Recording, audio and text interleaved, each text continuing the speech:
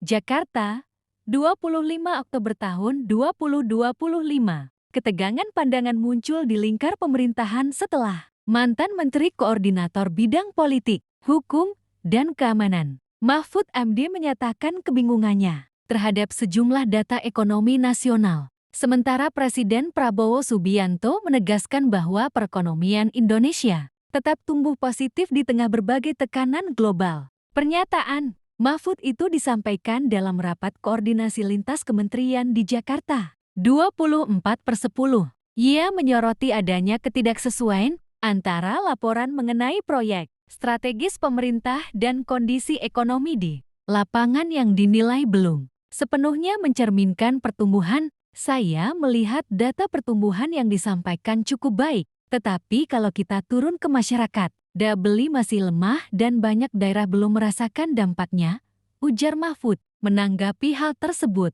Presiden Prabowo menegaskan bahwa ekonomi nasional justru menunjukkan ketahanan yang kuat di tengah ketidakpastian global. Dalam pidatonya di Istana Negara, Prabowo menyebut sejumlah indikator utama seperti investasi, ekspor, dan penciptaan lapangan kerja menunjukkan tren positif. Pertumbuhan ekonomi kita masih di atas rata-rata dunia. Kita tetap menjaga stabilitas fiskal dan lapangan kerja baru terus bertambah.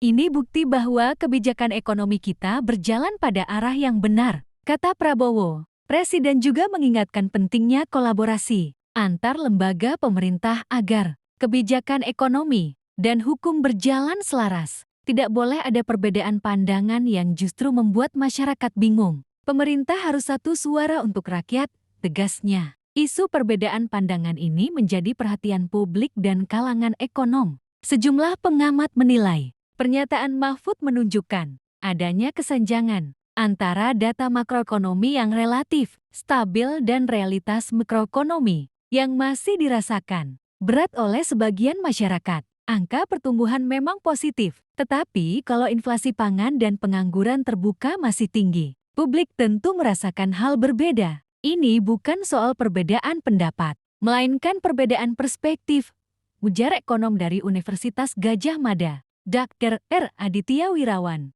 Menurutnya, pemerintah perlu memperkuat komunikasi publik dan memastikan data ekonomi yang disampaikan transparan serta mudah dipahami masyarakat. Beberapa pakar hukum menilai, langkah Mahfud mencerminkan upaya menjaga akuntabilitas dalam proyek pembangunan. Mereka menilai penting untuk memastikan setiap laporan pembangunan, termasuk proyek strategis nasional, dapat dipertanggungjawabkan secara hukum dan administratif.